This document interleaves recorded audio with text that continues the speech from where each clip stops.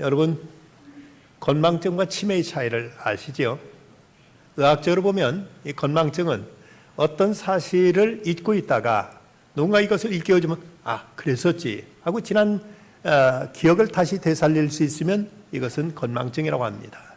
그런데 치매는 아예 그 기억 자체가 다 삭제돼 버려가지고 누가 무슨 말 해도 그런 일 없는데 그러지 않아 하고는 전혀 과거의 사실을 전혀 기억해내지 못하면 이것을 치매라고 부른다고 합니다. 그런데 임상적으로는 여자분들이 남편 이름이 까막거릴 때는 이것은 건망증인데 남편 얼굴이 생각 안 나면 이건 치매라고 한답니다. 그러면 남자들이 화장실에 가서 볼일 보고 지퍼를 안 올리면 이건 건망증인데 지퍼를 안 내리고 소변 보면 이것은 완전히 치매라고 한다지요. 우리가 살아가다 보면 때로 중요한 것도 잊어버릴 때가 있고 많은 것을 망각할 때가 있습니다만은 그럼에도 잊지 말아야 될 것은 꼭 기억하고 이것을 가슴에 담아서 꼭 우리는 이것을 기억해야만 될 줄 압니다. 이스라엘 사람들은 저 예루살렘 통곡의 벽 입구에 그런 글귀가 써 있다고 합니다. 2차 대전 때 그토록 유대인들을 학살했던 독일에 대해서 용서는 하되 잊지는 않는다. 용서는 하지만 결코 잊지는 않는다는 이런 경고가 거기에 써 있다는 것입니다. 이스라엘 사람들도 말하기를 지난 과거의 과거를 망각하게 되면 잘못된 과거는 반드시 반복된다. 지난 과거를 망각하게 되면 잘못된 과거는 또다시 반복되기 때문에 결코 잊어서는 안 된다. 그래서 기억은 구원을 가져오지만 망각은 파멸을 가져온다는 이런 말도 저들은 하고 있습니다. 요즘 정치계에서 실세라고 하는 사람들이 소위 386 세대라는 말들을 합니다. 그런데 한때 386에 대한 해석이 이러했었습니다. 3.1절도 8.15도 6.25도 생각하지 않는 사람들이다 라는 이런 경고적인 말들이 있어 왔습니다. 지난 6.25 전쟁 발발 초기 제1사단 13연대장을 지낸 연대장 김익렬 당시 대령, 지금은 고인이 됐으면 중장까지 이제 있다가 예편하신 분인데, 이분이 경기도 적성 그리고 고랑포 장단을 지키고 있었는데 그때 그분이 전장 일기를 써서 이런 글을 남기고 있습니다. 새벽 4시 개성 고랑포 일대 38선 부근 제1사단 경계진지에 느닷없이 북괴군의 포탄이 떨어져 일대는 온통 포연으로 뒤덮였다. 무전기는 시끄럽게 상부에 작전 명령을 알렸지만, 전진 명령을 알렸지만 적의 월등한 전력에 밀려 우리 13년대는 26일부터 밀리면서 요란하던 무전기도 28일 아침에는 끊겨버렸다. 그런데 이유를 알고 보니까 서울이 이미 적에게 떨어졌기 때문이었다. 부상병을 서울로 후송시킨 앰뷸런스들이 그대로 되돌아와 전한 서울 함락 소식이 사병들에게 알려지지 않도록 운전병을 병사들과 격리시켜야만 했다. 6월 28일 연대 지휘부에 연대장이 나와 1, 2, 3 대대장이 모이는데 저는 자결하자는 쪽과 게릴라전으로 옥쇄하자는 의견으로 나뉘었다. 그때 미군 B-29와 B-27 폭격기가 문산 쪽으로 날아가고 있었다. 나는 부대를 후퇴시켜 행주나루를 건너 김포반도로 가기로 결단했다. 후퇴하며 겪은 일들은 패배한 군대가 겪는 비참함의 극치를 보여주었다. 국군이 후퇴하면서 자신이 가꾸던 가지밭을 밟고 지나갔다고 낫을 들고 덤비던 농부, 작전을 전할 연락병이 타고 간 찝차를 중간에서 빼앗아 타고 도망간 비겁한 장교, 중대장의 후퇴 명령에 수도가 함락되고 정부가 없어졌는데 내가 아직도 장교냐며 반발하던 하사관, 패전에서 치고 간 인간의 군상의 일기장에 빼곡히 기록되어 있습니다. 여기서 김대령은 전쟁은 반드시 이겨야 된다. 만약 전쟁에 지고 나면 순진한 농부들마저 돌아서고 만다는 이런 글을 남기고 있었습니다. 그 비참했던 6.25.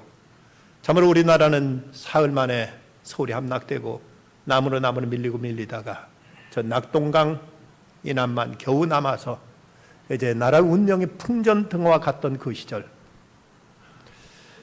우리가 다시 이 남한 땅이라도 회복할 수 있었던 것은 무엇보다도 유엔 16개국의 파병 덕분이었습니다. 그런데 유엔 16개국이 파병될 수 있었던 그 결정은 참으로 미스테리입니다. 여러분 아시는 대로 유엔 상임이사국 5나라가 모여서 어떤 결정을 내릴 때는 한 나라만 반대하거나 비토하면은 결정되지는 않습니다. 그런데 5나라 가운데 소련이 당시 버티고 있는데 어떻게 이것이 유엔에서 유엔 파병이 결정될 수 있었는가? 이건 참으로 미스터리입니다. 혹자는 그 당시 소련 대표였던 소련 외상 비신스키가 나름대로 생각하기를 소련이 그 회의에 참석하지 않으면 결정을 못 내리리라고 착각하고는 참석하지 않았다는 이런 설이 있습니다. 또 하나의 설은 비신스키가 그날 뭔가 자기 개인적인 급한 어떤 일이 생겨서 이 중요한 국제회의에 참석하지 않았다고 이런 얘기도 합니다.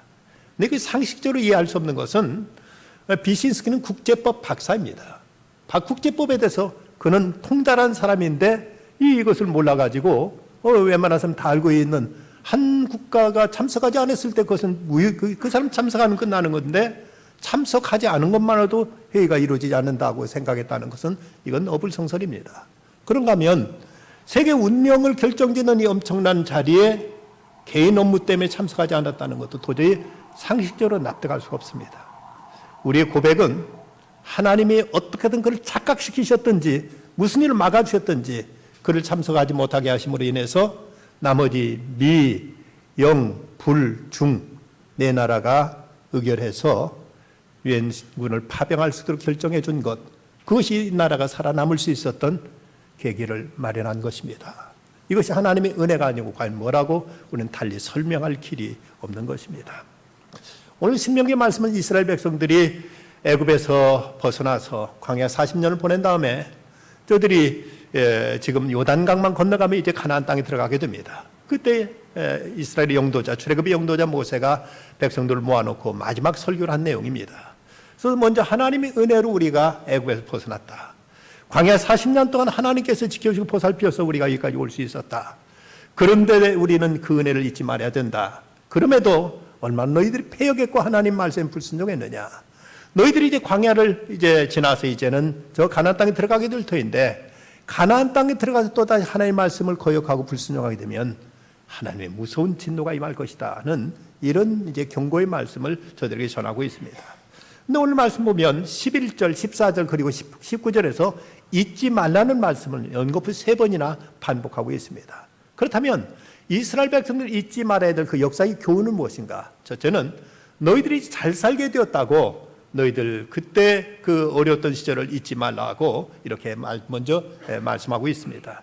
12절 이후의 말씀, 내가 먹어 배부르고 마음 아름다운 집을 짓고 거주하게 되며 또 내 소와 양이 번성하며 내 은금이 증식되며 내 소유가 다 풍부하게 될 때 내 마음에 교만하여 내 하나님 여호와를 잊어버릴까 염려하노라. 여호와는 너를 애굽 땅 종되었던 집에서 이끌어내셨다고 이렇게 말씀합니다. 이스라엘 백성들이 이제 가나안 땅에 들어가게 집 짓고 저희들이 이제 재산이 늘어나고 모든 것이 다 이제 여유가 생기게 되면 다 자기들 힘으로 살아온 양 생각하면서 하나님을 잊어버릴까 염려된다. 이럴 때 편해졌다고 배불러졌다고 어려웠던 시절 잊지 말라. 그때 하나님 어떻게 구원해 주시는가를 널 결코 잊어서는 안 된다는 말씀을 하고 있습니다.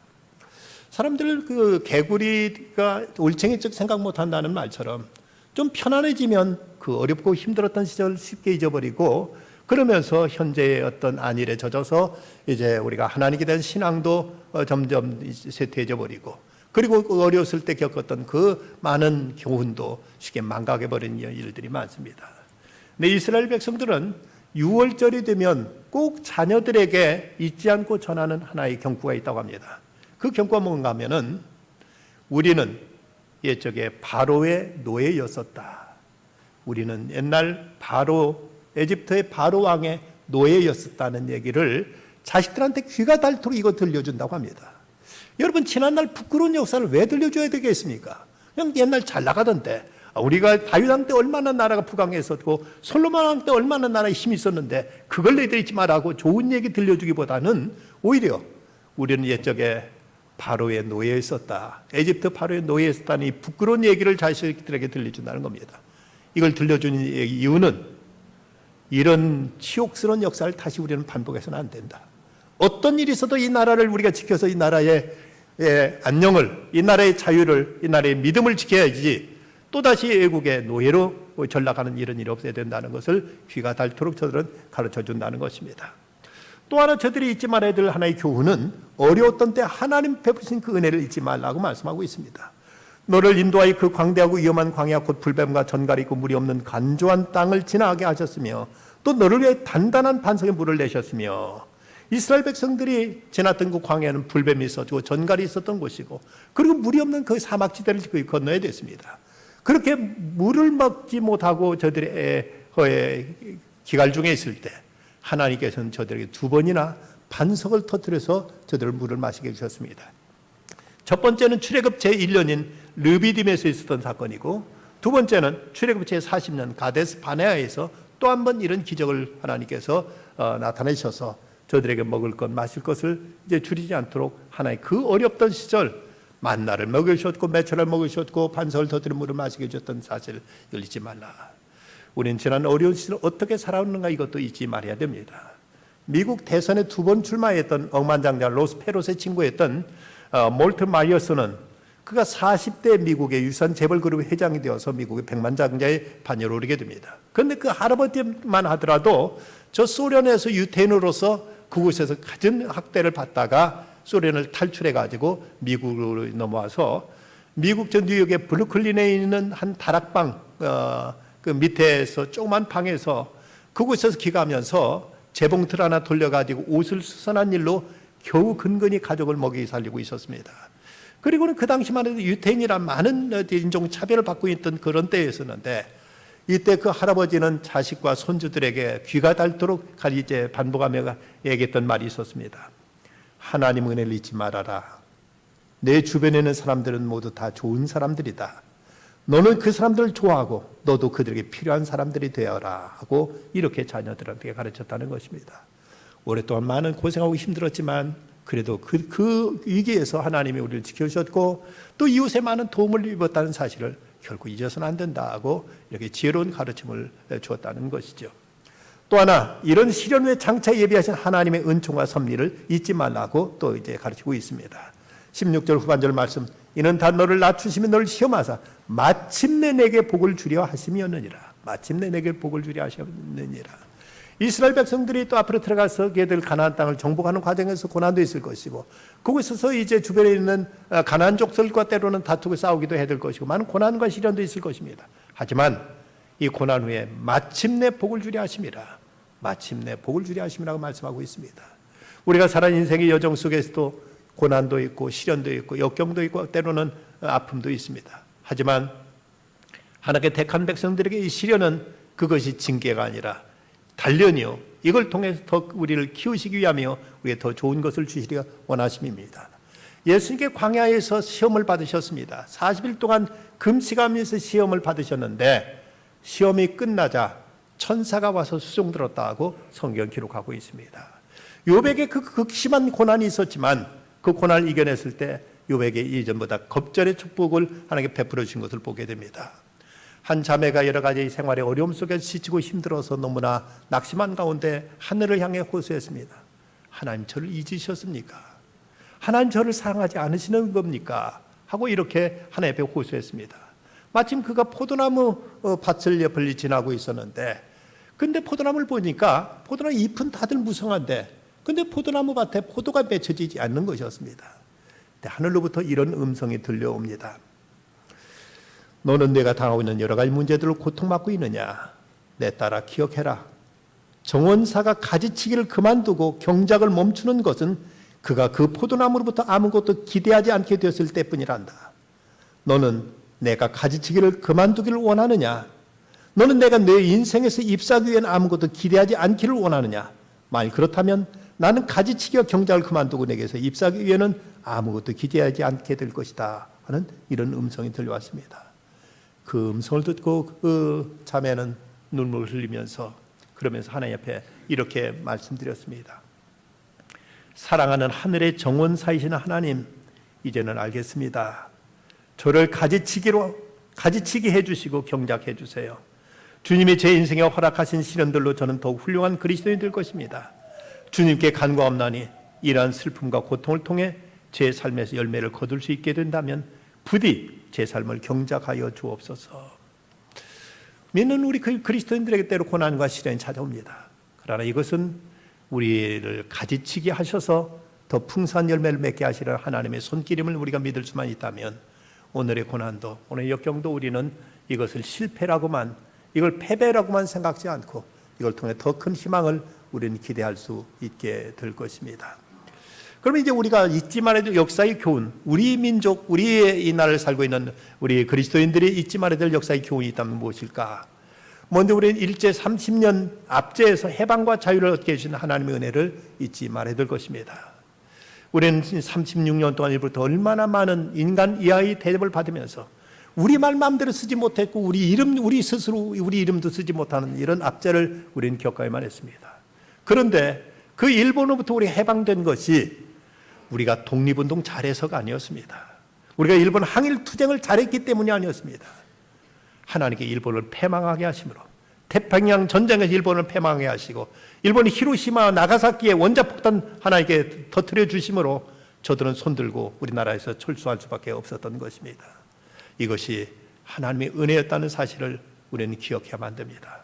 또 하나, 유교 민족 동란으로부터 이 나라를 지켜주신 하나님의 보호하심을 우리는 또한 잊지 말아야 될 것입니다. 한반도가 저 낙동강 이남 그 조그만 부분만 남은 채 이 나라가 그야말로 가물가물하던 그 위기 속에서 UN 16개국이 우리나라를 위해서 파병되어서 저들이 와서 우리를 위해서 싸워준 것, 이때 유엔군 희생자 수가 얼마인가 하면은 62만 8,833명이 유엔군이 우리 때문에 우리를 위해 싸우다가 죽었습니다.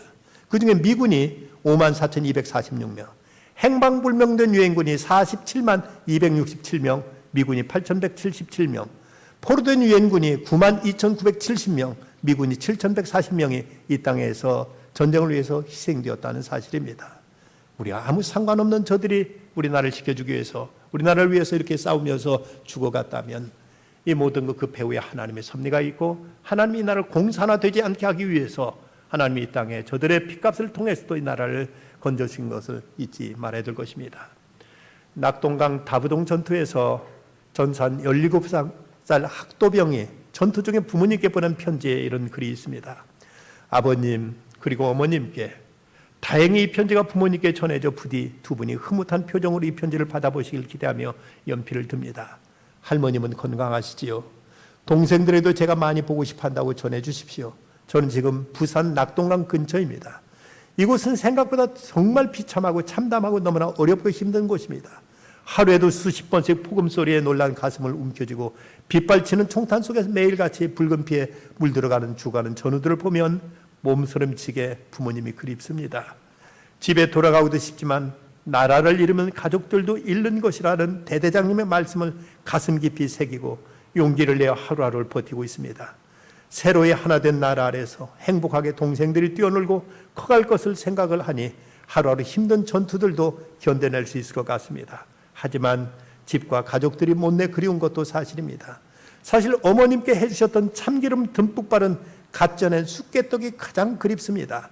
꼭 집에 돌아가면 다시 한번 그리운 어머님의 쑥개떡을 먹어볼 수 있기를 간절히 바라봅니다. 어머님, 아버님 한 번도 말씀드린 적이 없지만 마음속 깊이 두 분을 사랑하고 있음을 전합니다. 부디 다시 뵐 날까지 내내 건강하시길 빕니다. 큰아들 의수 올림. 이런 젊은 학도병들의 희생과 저들의 피 흘림이 있었기에 이 나라가 지켜졌다는 사실 우리는 결코 잊지 말아야 됩니다. 그런가 하면 우리는 그 극심한 가난으로부터 이만큼 물질적인 풍요를 주신 은혜도 우리는 잊지 말아야 되겠습니다.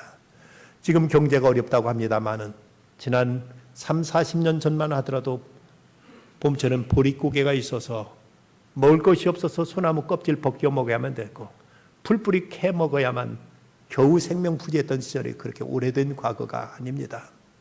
그런데 지금 우리가 얼마만큼 어떻게 살고 있는가? 지난 2018년 2년 전, 2년도 이제 2년 전에 한 해 동안 우리나라에서 해외여행 간 사람 숫자가 얼마인가 하면 2,869만 명. 우리나라 전체 인구의 무려 56%가 외국을 나갔습니다. 그런데 바로 우리 이웃 나라인 우리보다 훨씬 잘 살고 있다고 하는 일본 전체 국민 가운데 지난 2018년도 외국에 나간 사람 15%에 지나지 않습니다. 일본이 그렇게 잘 살고 있다면 실제로 우리들이 생활하는 일본보다 훨씬 더 우리가 풍족을 누리고 있는 모습을 우리 잊지 말아야 됩니다. 대학생들 가운데 해외 어학연수 다녀오지 않은 사람이 드물 정도로 이렇게 우리는 외국을 자유롭게 다니고 있고, 저 조지아라는 나라에서는 한국 관광이 세계 제일 많이 오기 때문에 세계 어떤 나라도 그들에게 주는 관광 비자는 한 달 내지 최고 3개월밖에 안 된다는데 대한민국만 1년짜리 거주 비자를 내어주고 있다고 합니다. 이만큼 우리가 특혜를 받고 이만큼 우리가 뭔가를 누리고 있는 이런 시대를 우리는 살아가고 있습니다. 생각해보면 5,000년 역사 중에 지금처럼 잘 살고 있는 때가 없고, 코로나19로 이 경제가 어렵다고 어쨌든 빚이 됐든 뭐가 됐든 4인 가족 기준 100만 원씩이나 국가로부터 받고 있는 이런 시대를 우리는 살고 있습니다. 그런데 이런 축복을 받았을 때에 대해서 감사할 줄 모르고 우리에게 주신 사명을 망각하고 도리어 방탕과 죄에 빠진다면 이제 무서운 심판이 따를 수밖에 없는 것입니다. 미국의 유명한 통계학자로서 국가재정에 관련된 책을 쓴 로저 밥스는 이런 말을 합니다. 국가의 번영은 그 나라 국민의 지적, 영적인 성장에 달려있다. 돈이나 부유함에 달려있지는 않다. 바빌로니아, 페르시아, 그리스, 로마, 스페인 같은 나라들은 세계 가장 부유했던 나라였지만 얼마 지나지 않으면 몰락했다. 그들이 부가 자신을 구하기는커녕 멸망을 재촉했다는 사실을 역사는 증명하고 있다. 우리 미국은 지금 가장 부유한 선진국가지만 머지않아 곧 이류 국가로 전락하고 그 다음엔 땅으로 곤두박치게 될 것이다 하고 이렇게 경고하고 있습니다. 우리에게 이만큼 물질적인 여유를 허락하셨지만 이거 하늘의 은총인 줄 믿고 우리에게 주신 것을 가지고 우리는 바르게 이제 이웃을 돕고 또 나를 건강한 국가로 지켜내지 못한다면 우리의 이 부는 언제 무너질지 모르는 이런 사상 누각이 될 수 있다는 사실을 우리는 명심해야만 되겠습니다. 그렇다면 이런 이제 시점에 우리가 가져야 될 그리스도인의 책임, 국민으로서 우리 도리는 뭔가? 먼저는 이 나라를 위해서 우리는 기도해야 된다는 사실입니다.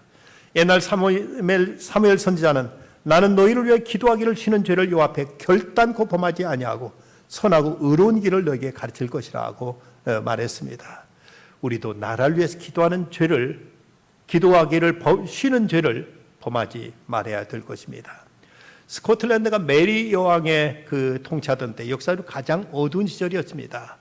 이때 종교는 부패했고 도덕은 땅에 떨어졌고 정치는 표류하고 있었습니다. 한 치 앞도 내다볼 수 없는 캄캄한 역사의 암흑 속에서 이때 종교개혁자 존 낙스는 그렇게 하나님께 기도했습니다. 하나님, 이 나라를 살려주십시오. 아니면 제 생명을 거둬가십시오. 자기 목숨을 걸고 나라를 위해서 기도했던 이 존 낙스의 기도가 있었기에 그 땅에 새로운 희망이 찾아왔고 나라에 다시 번영을 이룰 수 있고 종교의 자유가 그 땅에 주어질 수가 있었던 것입니다. 우리는 다음 나라를 소중히 여기고 국민된 도리를 다하고 책임을 다하고 역사를 자손들에게 가르쳐야만 될 것입니다. 지금 우리나라 인구 가운데 약 70%가 유교를 모르는 세대들, 그리고 80%는 해방의 기쁨을 모르는 세대들입니다. 언제는 그 숫자가 80%, 90%, 100%로 이제 변해갈 그때가 다가오고 있습니다. 이럴 때 우리 자녀들에게, 우리 후손들에게 역사의 교훈을 가르쳐주지 못한다면 저들은 그야말로 386 세대처럼 3.1절도 모르고 8.15도 모르고 그리고 6.25도 모르는 이런 생각 속에 나라가 어떤 위기에 빠지게 될지 모르는 이런 위기를 우리는 내다볼 수 있어야 될 것입니다. 선배들이 어떻게 피를 흘려 이 나라를 지켰고 나라를 위해서 애썼는가를 우리는 우리 스스로 이제 마음에 새게 될 것이고 또 이것을 우리 후대에 가르쳐야 될 것입니다. 1967년 이스라엘과 이집트가 싸웠던 그 6.1 전쟁 때 미국의 어느 하숙집에서 거기에 이스라엘에서 온 학생과 이집트에서 온 학생 둘 다 하숙을 들고 있었는데 어느 날 되니까 두 학생이 모두 다 사라져 버렸습니다. 어디 갔는가 하고 봤더니 이스라엘에서 온 학생은 나라가 전쟁이 났으니까 싸우러 가겠다고 이스라엘 돌아갔고 이집트에서 온 학생은 나라가 지금 전쟁 났으니까 징집명령 올까 두렵다고 어디론가 피해서 숨으려고 거기 집을 떠나버리고 말았던 것입니다. 한참 전쟁이 불붙고 있었고 이스라엘 그 비행기가 이집트 상공을 날던 때, 그때 이집트의 고사포가 이스라엘 비행기 하나를 격추시켰습니다. 그리고 격추된 자리에 가봤더니 이게 웬일입니까? 조종사가 만삭인 임산부였습니다. 당시 이스라엘은 노인과 어린이만 빼놓고 온 국민이 나서서 나라를 위해 싸웠기에 그들이 6일 만에 그 전쟁을 승리로 이끌 수가 있었던 것입니다. 우리는 나라를 위하는 데는 남녀노소가 따로 있을 수 없습니다. 우리는 결코 이 나라를 위해서 우리 도리와 책임을 결코 외면해서는 안 될 것입니다. 다음, 우리는 민족의 전통을 소중히 여기고 국가를 위해 희생한 이들을 잘 받들어야만 됩니다. 나라를 위해 희생한 이들의 숭고한 뜻을 마음에 새게 만드는 것입니다. 아프리카에도 유난히 못 사는 나라가 에티오피아인데, 이전에는 이 에티오피아가 상당히 잘 사는, 적어도 아프리카에서는 부강한 나라로 알려졌었습니다. 그런데 6.25 당시 그때 그 셀라시아 황제는 나름 집단 안보 제재는 나름대로 확고한 자기 철학과 신념이 있던 사람이었습니다. 그래서 이제 한국의 전쟁이 터졌다고 유엔에서 파병을 요청하고자 이때 그 셀라시아 황제는 왕실 근위대에 있던 최강의 정예부대, 강류부대를 우리나라에 파병하면서 그 병사들 앞에 이런 연설을 합니다. 우리 에티오피아가 항상 추구해왔던 세계 평화를 위한 집단 안보를 실천하기 위해 그대들은 오늘 장도에 오른다. 가서 침략군을 격파하고 한국의 평화와 질서를 확립하고 돌아오라. 그리고 이길 때까지 싸우라. 그러지 않으면 죽을 때까지 싸우라고 이렇게 강류 부대원들에게 이렇게 일장 훈시를 했습니다. 그래서 강류 부대가 16개 참전국 중에서 가장 용감하게 싸운 군대가 바로 이티오피아의 강류 부대라고 이렇게 전해지고 있습니다. 5차례에 걸쳐서 6,037명 우리나라의 전쟁에 참전했는데 그중에 전사자가 123명, 부상자가 536명인데 놀라운 것은 포로는 한 명도 없다는 사실입니다. 왜? 죽기까지 싸웠으니까.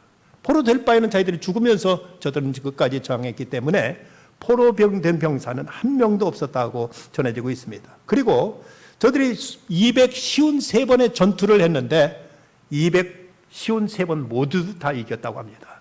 저들은 그야말로 끝까지, 이길 때까지 아니면 죽을 때까지 싸워서 모든 전쟁에 승리하게 됩니다. 그런데 6.25가 끝나게 됐는데 그 전에 저들은 그 병사들, 고국에 자기들을 그 병사의 월급을 보내지 않고 그 부대 안에 보화원이라는 그 고아원을 만들어서 전쟁 고아들에게 음식을 나눠주기도 했고, 저들이 두려움 속에 잠 못 이루면 옆에서 저들을 지켜주기도 하면서 끔찍이 우리나라 전쟁 고아들을 보살펴주기도 했습니다. 근데 전쟁이 끝나고 저들이 고국에 돌아갔을 때 고국은 달라져 있었습니다. 그 당시에 이집트에 7년 가뭄이 닥쳐서 많은 가축들이 다 몰살당하는 이런 그 재난을 겪게 됩니다. 그러다 보니까 그 이집트 경제도 급속히 이제 어려져 가지고 한 해 무려 100만 명이나 굶어 죽는 이런 참사가 일어나게 되었습니다. 그러게 되자 1974년 맹기스투가 공산 쿠데타를 일으켜 가지고 에티오피아는 공산 국가가 돼 버립니다.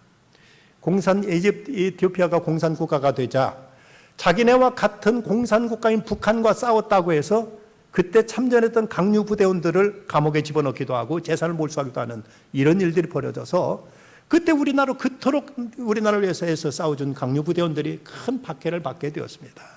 그래서 그들은 한국에 참전했다는 얘기를 차마 못하고 이걸 숨어 다녀야만 되고 이것을 감춰야만 되는 이런 이제 고난을 겪게 됐던 것입니다.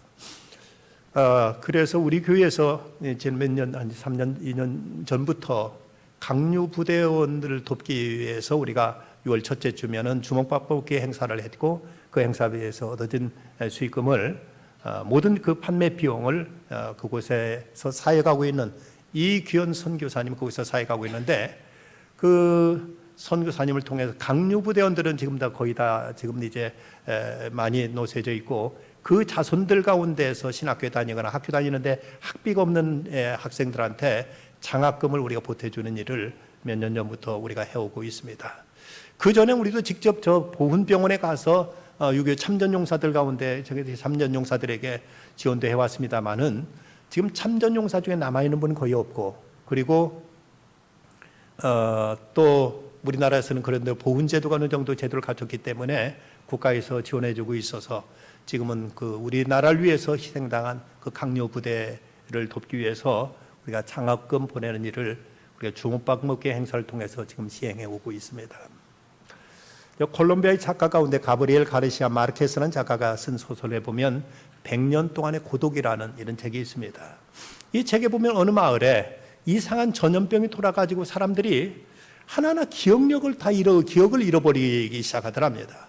어떤 그 집에 있는 물건 이름도 잊어버리고 가족 이름도 잊어버리고 뭐 당연히 다 알고 있는 이름도 하나하나 다 잊어버리게 돼서 완전히 여기가 혼란에 빠지게 됩니다.